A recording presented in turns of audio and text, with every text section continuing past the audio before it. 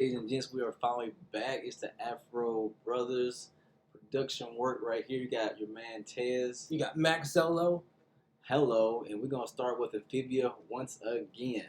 Go ahead, John. Yeah, so today's episode, we talked about, first one was the dating one, where we talked about Sprig and Ivy and Ivy. them, being a couple. It was funny because it starts out with, them just, having fun. Then Anne has to butt in saying, oh, they mate for life and they're soulmates. And that's when Hopadiah Planner starts trying to get his grandson to, like, get with this other frog so they can merge their families together.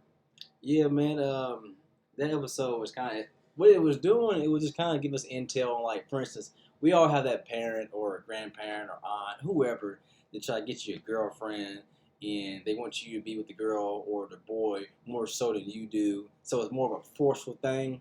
So it's crazy because Sprig, and I ain't gonna lie, I thought that Sprig had a thing for Ivy. Him, he went to the forest with Anne. Next thing you know, the bushes start rattling. Like, oh, cool, let's check it out. There's a freaking a potato with a wig on. Next thing you know, Ivy coming out of the tree with a stick, laying right on top of Sprig, which is kind of Exactly. It's sexual. Yeah, it's kind of sexual, but it's also kind of, for me, it kind of reminds you of, like, that really good friend that knows you, that likes to pal around with you. I'm not gonna lie, the whole palling around kind of thing, it kind of reminds me of my brother, my bro here. Facts. Because it's like, we would tackle each other and, craziness. So it kind of reminds you of that friendship that leads somewhere, but you don't want to force it because, cartoons have a habit of forcing relationships when it needs to become natural. Yeah, it's a compare and contrast between me and John and Ivy and Sprig. The funny thing is, when I first met John, I used to he'd go up there upstairs somewhere and I'd hide. And I'd scare the shit out of him. So like Sprig and Ivy, what Ivy does was she sets up Sprig. Next thing you know, she jumps out and surprises the shit out of him. When she's pretty successful with that. But anyway, so the families got involved. They're all like, okay, there's a ritual that everybody does there in that village, and there were one of these old timey George Washington wigs and these big old outfits. Which you would see in the olden times, and then they tried to do the courtship dance, and they didn't feel comfortable, and it's like I was forced to. It's like no, you don't force that kind of thing.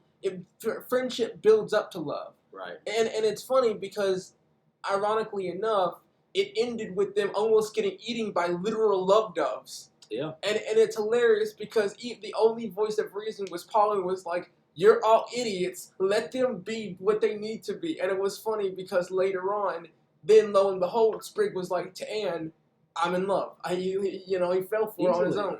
Easily, man. Like he said, Polly said, just leave him alone. And Polly's the baby with boys to listen to for sure. So, like, what they try to force me to do was just wasn't them, man. It's 21st century. We ain't sitting at no daggum altar dancing around, looking at each other all awkwardly. So they wasn't feeling that, they're nature girl and dude. So once they got a feel for each other, and once Sprig surprised the dove, which she's always surprising him with the attack. So once he did that to the dove and saved them, oh, she was for it. Exactly. And then Sprig is like, she's walking off with her mom. Her mom's like, "Oh, you planted family, y'all ain't." Exactly. You know what I'm saying? And then Sprig looks back at her, and she looks back at Sprig, and Sprig's like, "Bye." And then Anne's like, "Oh, you definitely fell in love with her." He's like, "Yep, I just fell in love with her." Exactly. Right, and you know what I love when they build on Sprig and Anne's dynamic? It's like an older sibling, but a bro that's got you. Right. Facts. And then I would say, out of that episode, that's how you do a relationship. So I would give this episode a 10 out of 10. 10. That's a 10. What would you give it? 10 out of 10. Good job, Amphibia. All right, move on to the next one, John. Come on, let's get it. Anne versus the Wild. And now Anne versus the Wild is interesting because it shows basically Anne living on the wild, not like in the first episode where she had to survive, but literally with her family because she felt left out. And the only reason she wanted to, like, show them that she could kick it in the wild just as much as they had, but she was wrong. She was dead wrong because they kept trying, she kept, trying to eat, couldn't survive without a bath bomb and all that stuff. Right. Which, that was a funny scenario because, like, They told her, it's like, yo. And the thing is, they didn't even invite her. That's just going to get that out. They did not invite her for certain reasons. They knew that she doesn't like dirt, she don't like bugs, and she don't like outdoor food. You know what I'm saying? Exactly. I mean, you literally, Polly said, "You are soft, Anne," and she meant it. Yeah, real deal. She's a human, and then you got frogs and the tadpole. They're always outside. Not Anne. So it was a whole atrocity for her, and the whole time she's trying to sell it that she's actually liking it, but the whole time you can tell she's not really feeling it. Yeah, and then I liked how out of the blue you got this woodsman who's kind of crazy, muscular. It's like, and then at the end he listens to their story and all this craziness because it's like, yeah, I understand. I mean, you should have listened to me. All that, kind of condescending because it's like you could tell that Crazy Joe wasn't really feeling them. He was just like, yeah, I don't care about your story. Just do you want to survive or not? Yep, that was it, straight up. And thing is, funny because. And you can see it on her that she's like, I can't take it no more. But in order to cover up what she do, she said, only reason I'm not used to it because this is easy camping. So what they do, Joe shows up out of nowhere. He's like, all right, bet. I take you to a place that's real hard to camp out at. Well, hell, they went there. And let's just say it was life or death. Him and then again. Come on, John. And on to the next one. And episode 3. Episode 3 and the contagion. And I like this one most of all is because it shows she's being lazy.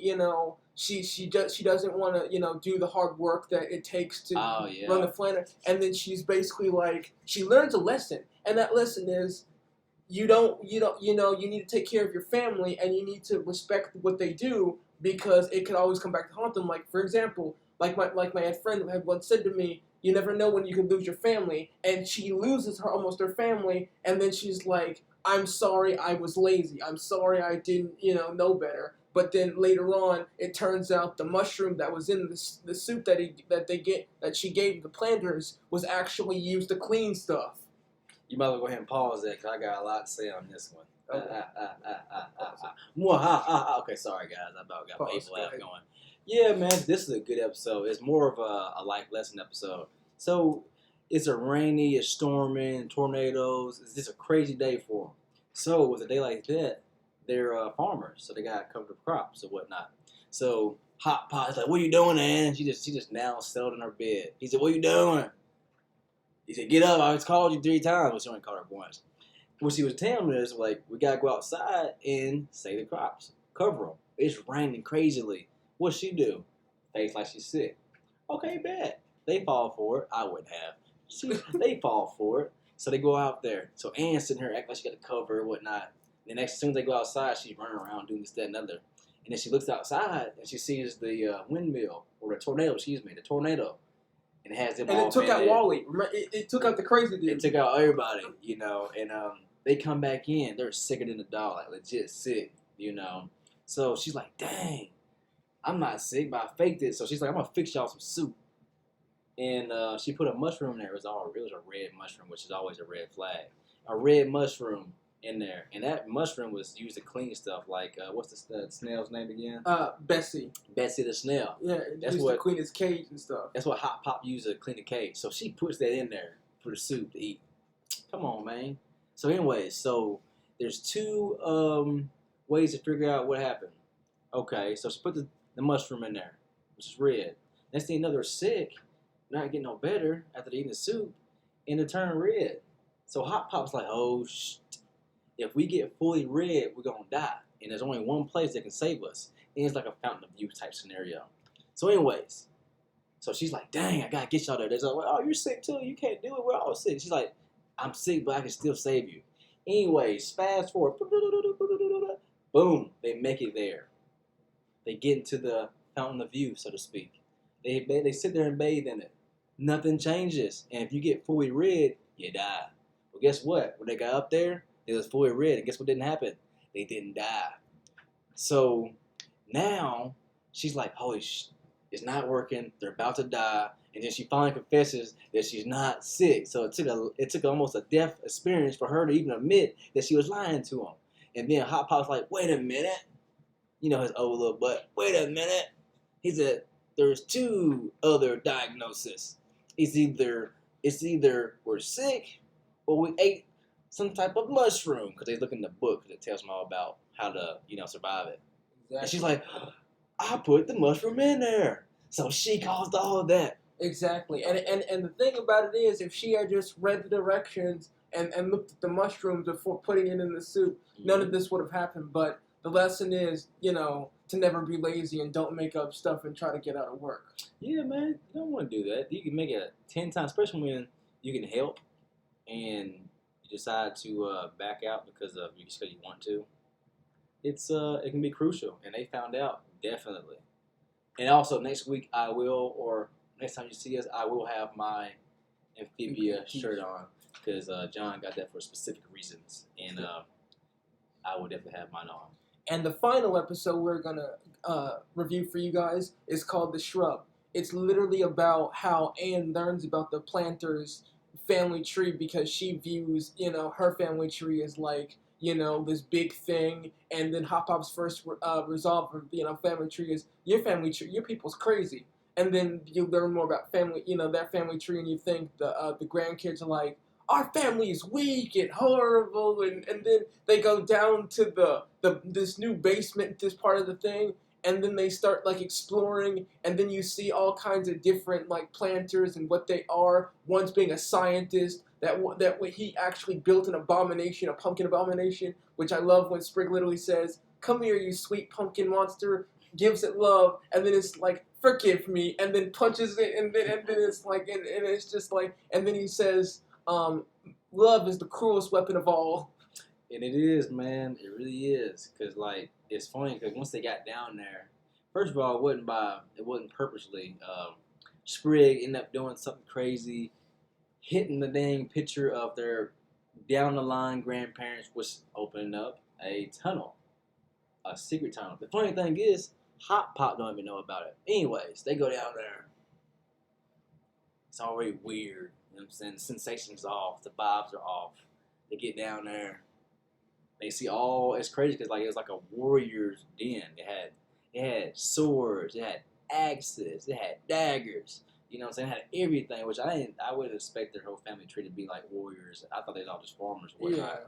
So when they seen that pumpkin down there, first of all, because that thing still surviving? Exactly. It was put in a cage for some reason. I mean, you'd have to have some kind of, food and stuff like that. Yeah. And Hot Pot, he don't know about it, so obviously he ain't going down there and feeding it. So yeah, that was another sensation, man. This is kind of a short snippet of that episode, but that's kind of like a and then I like how it ended with premise. Literally it ended with Anne saving the planters by literally playing the game she was playing on her phone. Yeah.